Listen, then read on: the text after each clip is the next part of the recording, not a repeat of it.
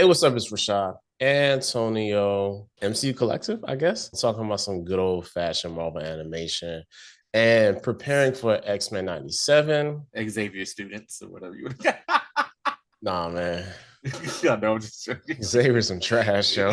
Rewatching these episodes. So yeah, yo, we got X-Men 97 coming up. So we when I say we, I really mean Tony. Because I watched a couple of these episodes. I ain't gonna hold you, yo. Like I ain't had time to watch those episodes back. But yeah, went through the I went through the essential episodes to watch for X-Men just to get you guys caught up and just let you guys know how to transition into X-Men 97, which drops tomorrow. Yes. Yeah. So okay, just as an overall feeling, when I went back and watched this, like I watched like first two episodes of the first season. I watched the Dark Phoenix arc, and I watched another arc in season two. Forgot what it's called. And just some quick takeaways. One, I forgot how much I hated Rogue's like country accent.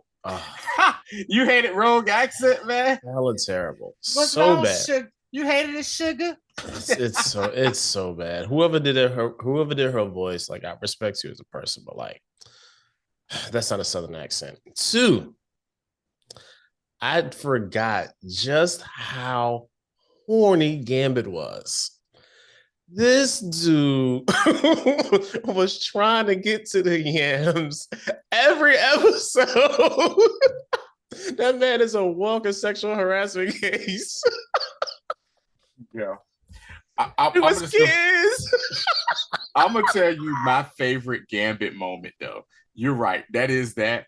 But my favorite Gambit moment was, I think it was a Christmas episode or something, where Jean Grey was in the kitchen cooking. Let's say he's about. And yo, Jean Grey in the kitchen cooking. And Gambit, he come up in there and share, see what's going on here. He stuck his spoon in the pot, took a sip, and said, yo, what the?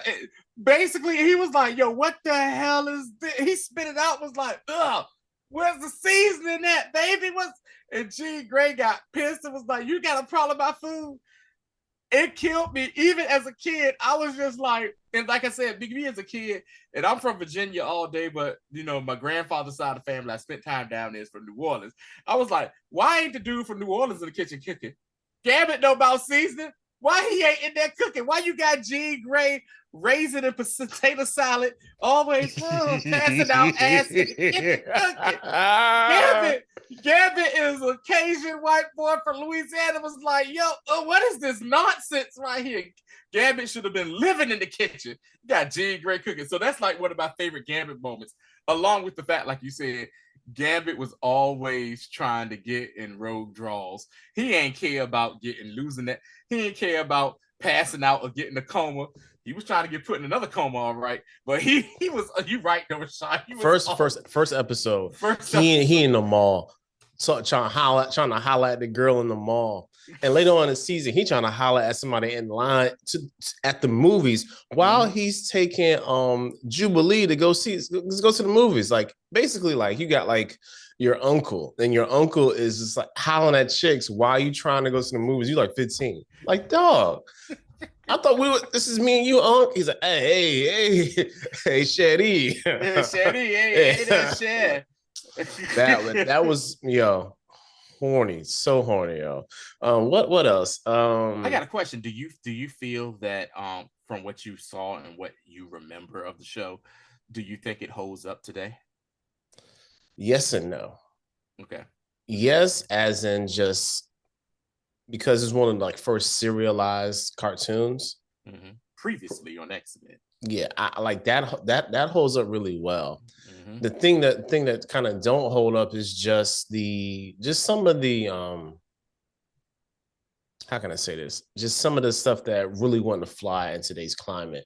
For example, like Gambit being so horny, or like just some of the stuff that I noticed was like, y'all kill a lot of black people in this too. Like I don't like that. Yo, they had oh yeah, the other arc that I watched was the Mrs. Sinister arc. This man had a black man that was Jamaican that was a gorilla as a villain. I said, damn. And it wasn't Mbaku. I said, yo. Now that you think about it, I forgot about that. This is this is so borderline. And then he called his crew, what they call the Nasty Boys or something like I that. The don't crew. know, yo. Yeah. Like I was like, dang, It was a man. gorilla. Oh my god. And he had a Jamaican accent. I was And like, that don't even make sense, man. Ain't no gorillas in Jamaica. You know what I'm at saying? all. But you know, At all. yeah, it's like some of that stuff, man. But like most of it holds up well, you know. Mhm. Just of course, some of the dialogue to me would have to be kind of more like modernized, and that's like what I'm looking forward to the most is just seeing how they transition from it being like a 90s very of its time type thing to like a more of like a modernistic kind of point of view and how they storytell. And another thing that I noticed as well, I was watching it, is just how much like detail they put into smaller things. Like the episode with the Phoenix saga, like that last episode when they was trying to fight off all the natural occurrences going on because the dude took the special crystal. Yeah, And you see like Spider-Man was in that joint, like Iron Man was in that joint, some other random mutants or whoever was in there. And I was like, oh man, like they really had the ability just to take liberties with stuff. Yeah. For me, okay, I know a lot of people love the Avengers or whatever. Cool. They was excited for the Avengers and stuff to come. For me, it's X-Men over everything. Like, as for me, growing up as a kid, as far as comics and stuff, it was Batman and then the X-Men, like right there under. And this is like even before the animated series came out for both of them. It was just Yeah, Batman, yeah, I because feel you. Batman as a kid, orphan, this and that, the original story. But then also too, as a kid, you don't know no better. You see the campiness of Adam West and Burt Ward as Batman, the Joker with Romeo Caesar Romero as Yeah, the and Burgess Meredith, Caesar Romero as the Joker, Burgess Meredith as the Penguin and stuff. Cool. But then when I was like basically a preteen, like what 10 years old or whatever, you came out with Tim Burton's Batman, and yeah, that movie came out and it changed a lot for me, and that's when I really became a Batman fan. And in the same round at the same time, two of my uncles, Uncle Butch, rest in peace, and my Uncle Roderick. Uncle Butch was a big comic book fan. This dude had like issue number one of Wolverine and like issue number one of the X-Men, stuff like that, or whatever. And I wish I could have got that stuff after he passed, but I think it went to his kids or whatever.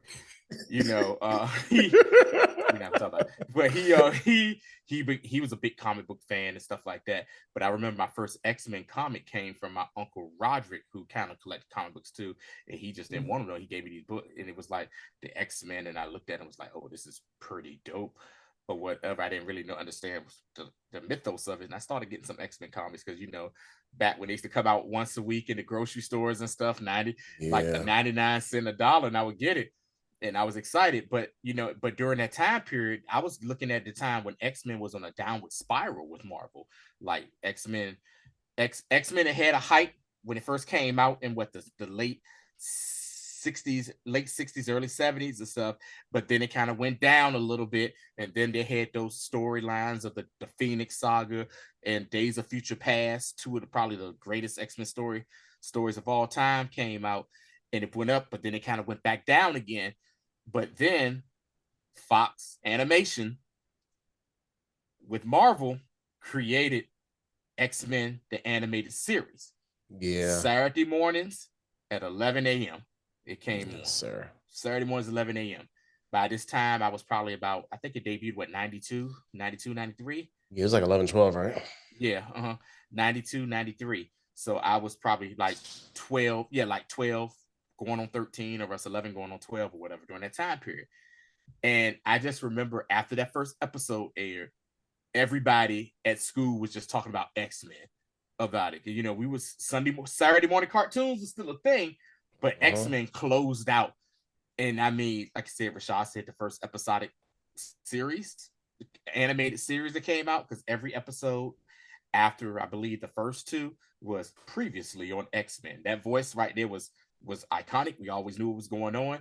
They even went back to stuff that would happen seasons before, or Yeah. like 5 or 3 episodes beforehand, and you got hooked, and you really got hooked into the storyline. You know, that's, you know, me being at that time a teenager at this time of you seeing it, because they had a 5 year run. They had a five Yeah. season run, and you start to see. And what I really liked even more was they started doing stuff in the even from the comics, where you actually see the relationships of the X-Men amongst each other. It wasn't just, oh, the X-Men versus today's villain of the week. You saw the complicated relationships. Like, for example, you saw Scott Summers, his and Jean Grey love, but you had the triangle with Wolverine, who was in love with Jean Grey, and he hated Scott, like hated, but he had a beef with Scott Summers on that.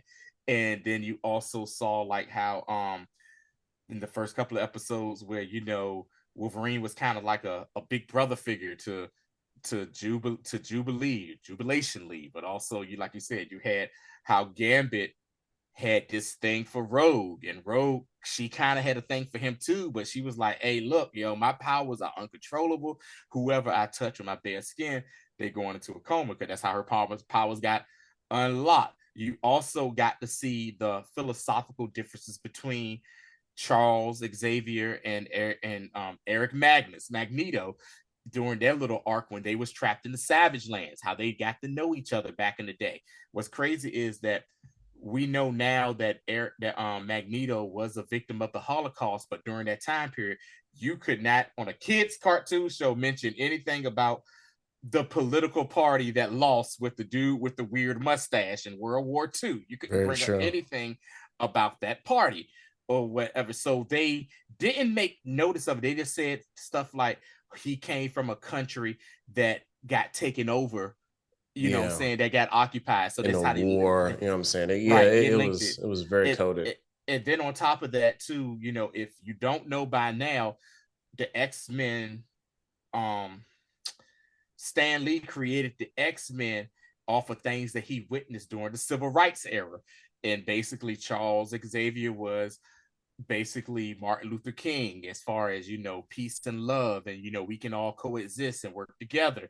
And then Magneto was kind of the Malcolm X figure of, hey, we're gonna get things done by any means necessary, a little bit more militant. So, you know, shout out to black people and shout out to Stan Lee, seeing, you know what I'm saying, this type of injustice with mutants, you know, being also you know, mutants being like, you know, with black folk and Yeah, they stuff were like definitely the that. stand-in They for were the us. Yeah. stand-in for black people. And I mean, then you had, like, of course, the radicals, and you can look at it, even the radical fanatics, the Friends of Humanity. Oh no, these people are that is just a wild ass name to have, for to Yo. say friend, we are the Friends of Humanity and stuff like that. And I mean, it's just crazy. You think about stuff like that now, and I don't care if people get offended what I'm about to say. You got stuff like that now, even going on today with groups known as the Proud Boys and stuff like that. And it's just wow. It's just wild to me, you know, about that. You even got people who they weren't born with the mutant gene, but they had parents who were mutants and stuff like that. So I mean, this show gave you everything you wanted. And I remember when it ended, like, it was supposed to end after season 4, but, you know, what what makes the money go, what makes the world go round, Rashad? Money. That Money. money was looking good, and they said, well, we'll bring it back for one more season, the 5th season. And the 5th season's when the animation started looking a little weird. The animation looked weird, and you was like, yo, what is going on here? And they did, I think, like maybe a 6 episode, 10 10 episodes. episodes in that final season, and the show ended.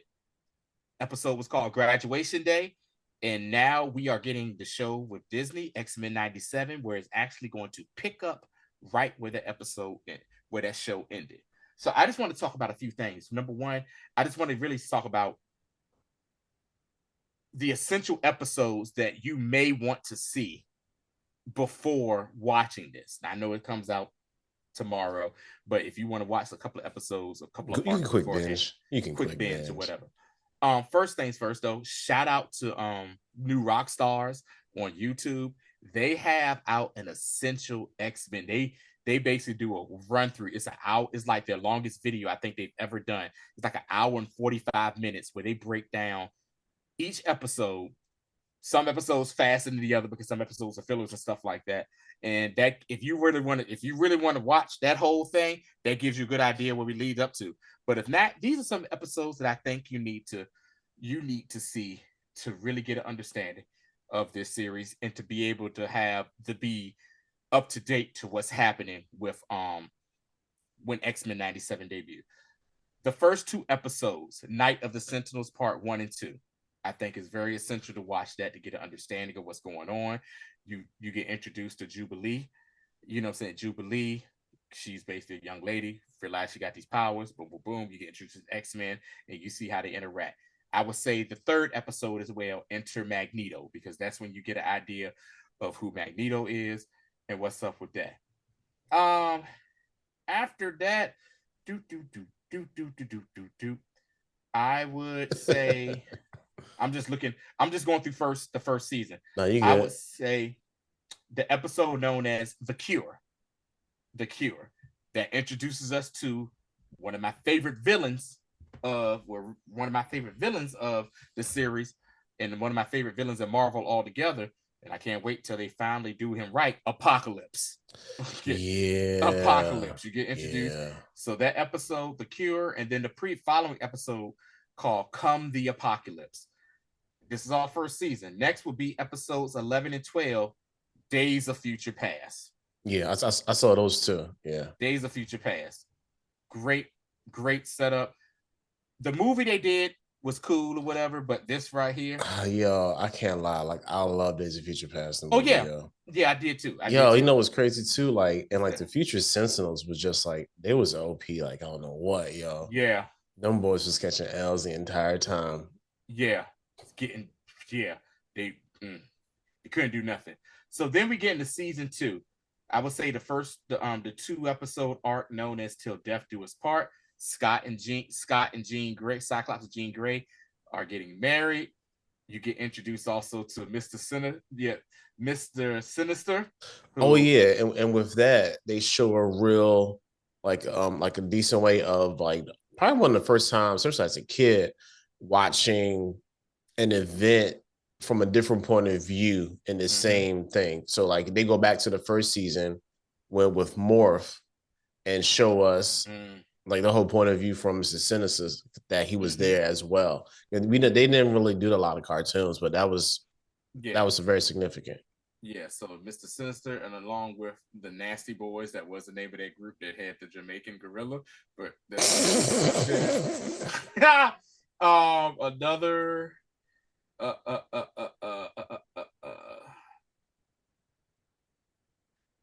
let me see, Repo Man. Give me Time Fugitives. This is another kind of few. They did a lot of time traveling in this show because this is how we got introduced. They did. This series also introduced rest of X-Men fans to Bishop and Cable or whatever. So this is a Cable centric episode. You know what I'm saying? Cable centric episode. Bishop also arrives in it. I think this is a good episode to watch in case they have her in the MCU, which is Rogue. Because I know this is going to happen. It's called A Rogue's Tale. And if what happens in A Rogue's Tale happens in the real life, I can't wait. I'll just say this. It involves Rogue and it involves one Miss Marvel, Carol Danvers. Okay, so that storyline. And then I would say the last in season 2, The Reunion. That's another good Professor X, Magneto, Jean Grey after the Savage Land stuff. Season 3, Phoenix Saga. Definitely. Let's start right there. The Phoenix Saga. I'm gonna sit here and say the Phoenix Saga. Period. So in season 3, the Phoenix Saga and the Dark Phoenix Saga Let me explain The something to you. Phoenix Saga is 5 episodes. 5 episodes, and the Dark Phoenix Saga is 4 episodes. Let me explain something to you.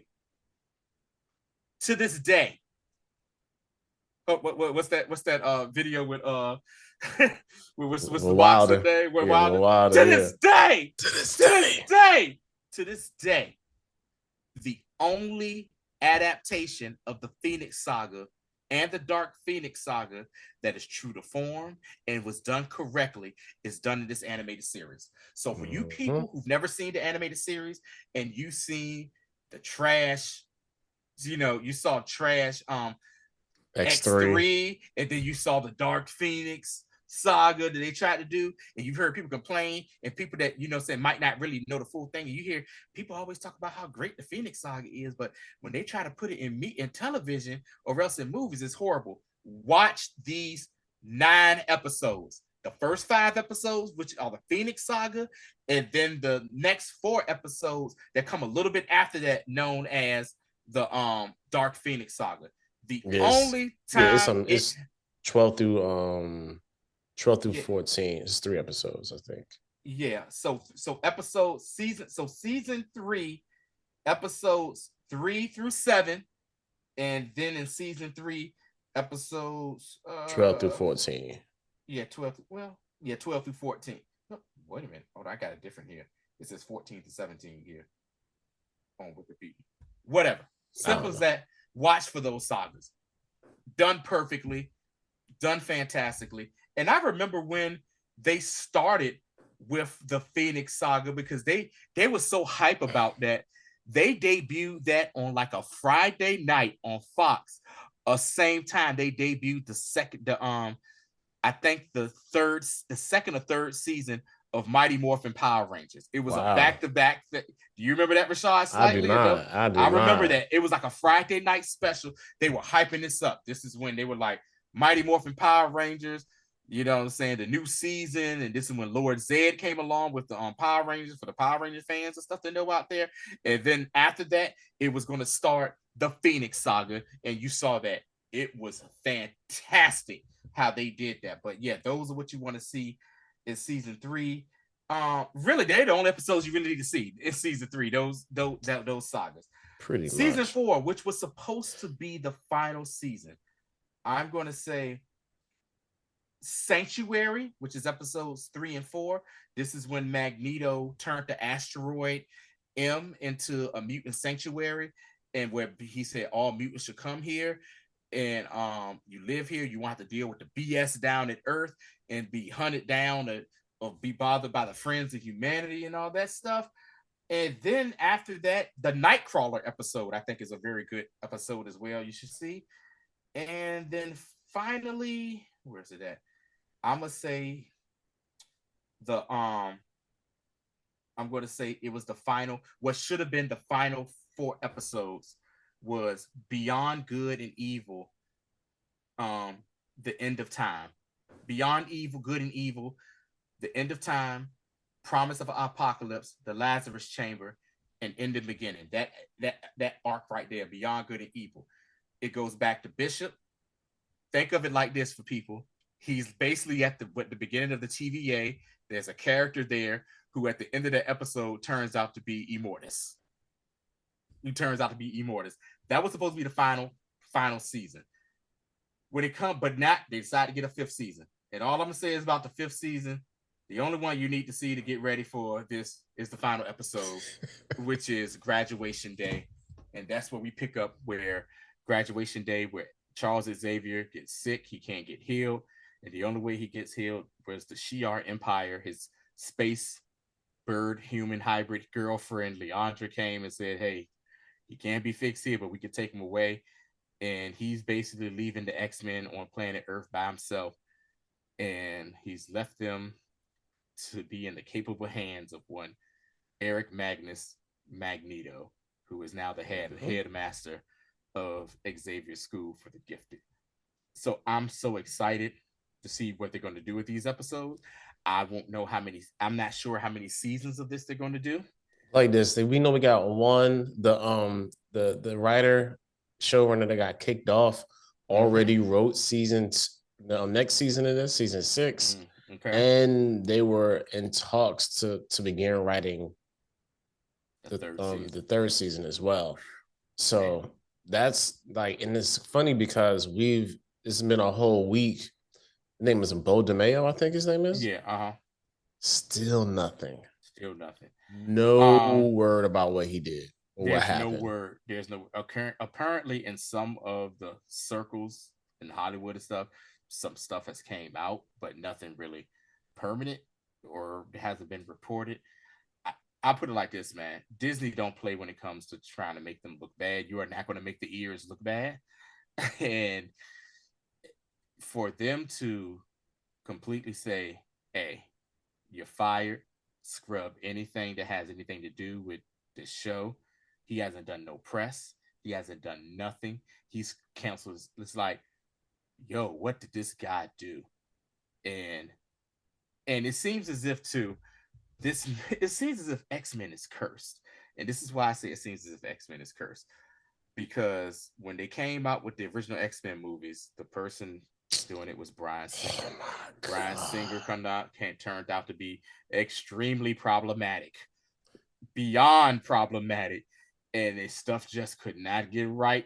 You know what I'm saying, with him and everything. And then he got away from a second, then he came back to do some stuff with X-Men. They finally got rid of him. But yeah, that and now this stuff here is crazy. Um, but yeah, I'm excited. So here's the next thing. For the people that don't know who are the principal cast members of this series, you know, who are the principal group of X-Men in this series, you know what I'm saying? Right. So let's just run through that. Of course, you have Professor Charles Xavier, Yep. headmaster. Then with the X-Men, you have Scott Summers, Cyclops. Mm-hmm. You have his wife, Jean Grey, aka the Phoenix. You have Aurora Monroe, our favorite black weather witch, Storm. um, you have possibly the most popular X-Men of all time, James Logan Howlett Wolverine, the Wolverine. You have my Mr. Problematic himself, Remy LeBeau, Gambit. Gambit. And you also have Anne Marie, aka Rogue. And then you have Jubilee, Dr. Henry Phillips McCoy, the Beast, and Eric Magnus Lyncher, Magneto. That is your principal cast of the X-Men.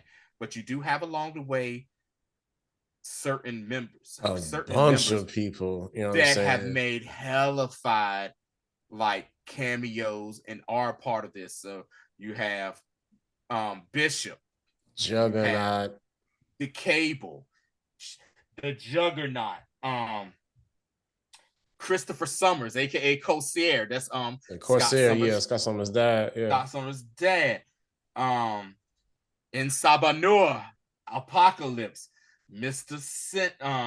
Sinister, Moira McTaggart, you know, Mystique, Raven Darko. I mean, you name an X-Men, Sabretooth, you know what I'm saying? The Scarlet Witch, Pietro Maximoff, Quicksilver, who are the children of Magneto. And I wonder, is that going to come up in the MCU eventually when it happens? Um, yeah, I mean, it's just so many, you know, Angel, or aka slash Archangel, Banshee. You know, it's you have a who's a part of this show at some point, and I'm pretty sure majority of them are going to come back, along with a character who I think probably most complicated character in the original series. They would have, you know, saying they was in the first two episodes. You thought they got killed off, because that also was a big deal too, as well. That a cartoon character, you know, kids, you think they got killed off, which is Morph. And then Morph actually came back, but he had suffered, like, you know, got tampered with his mind, got screwed up and stuff like that, and he want to come back to the team. By the end of the season, by the end of the series, he is back with the X-Men, and Morph is a part of this for some of the people that's our age, but he may look a little different than what we're used to. apparently Morph now is going to be non-binary. That's why he kind of looks grayish, alienish, or whatever. He's human, but they're saying that he could choose whatever he wants to be. So, like, I guess when he out in public, he will look like the Morph that we all know and love for the cartoon with the dark hair, but stuff like that. The white guy with the dark hair or whatever. But he's definitely going to have apparently some arcs in this. And like I said, I just can't wait. I just can't wait to see how they do this. Like I said, I just love the interaction between the X-Men. And if you didn't know, there's a lot of hooking up going on between the X-Men as well. These X-Men hook up with, hook up with each other. And the animated series also stayed true to the time periods of the X-Men, because there was one episode, I can't think of it right now, where Iceman came back. And Iceman came back and he needed the X-Men help for something, but he had left the group because he was pissed off about something. And they showed file video where Iceman, where he did his ice powers wasn't refined, and he was walking around looking like Frosty the Snowman a little bit. And he was part of the original X-Men, which was the first, basically what should have been the actual first class was Jean Grey, Cyclops, Beast, Iceman. And I think those were the original. I can't and Archangels. They were the original X-Men, but he left the group and everything. And yeah, and I mean, it's just, I just can't wait. I just can't wait to see how this is, man. Yeah, man, it's gonna be a good time. So we'll be back here tomorrow. Yeah. First 2 episodes drop. You know what I'm saying? And we definitely will be having another MCU collective talking about, because for all accounts, man, this Jones is about to be it's about to be a banger. Yeah. But yeah. So quick question, Rashad. Who's your favorite X-Men? My favorite X-Men? Ironically, when I was a kid, my favorite X-Men was Gambit.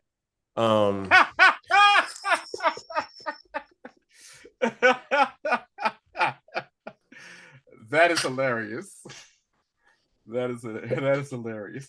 But on the real, like my favorite X-Men, if I had to say, like, out of this cast, it's probably Wolverine.